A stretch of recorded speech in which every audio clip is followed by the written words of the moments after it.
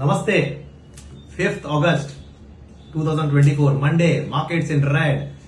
सब लोग एक ही बात कर रहे हैं, जापानीज येन, जापानीज येन। क्या है ये जापानीज येन वाली कहानी? चलो समझते हैं। वर्ल्ड में कुछ स्मार्ट लोग हैं, वो लोग ये करते हैं, जिस भी कंट्री में इंटरेस्ट रेट 0 के आसपास है वहां से वो बोरो करने की कोशिश करते हैं।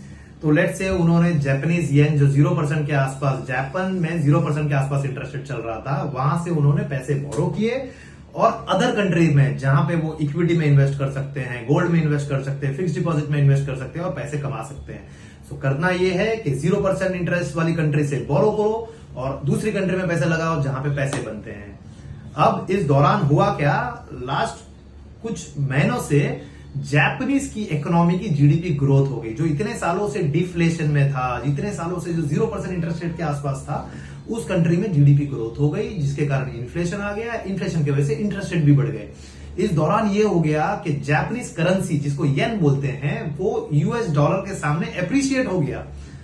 अब ये होने से इंपैक्ट क्या हुआ? इंपैक्ट ये हुआ, मान लो एग्जांपल में किसी ने 100 करोड़ 100 करोड़ का लोन लिया हुआ है जापान से येन में।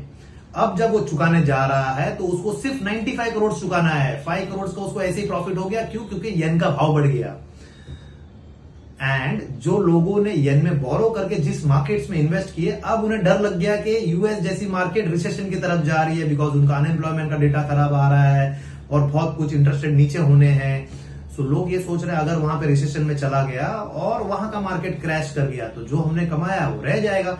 So that is the reason they are trying to sell from entire global world market, pull the money out and repay the loan taken in yen, Japan।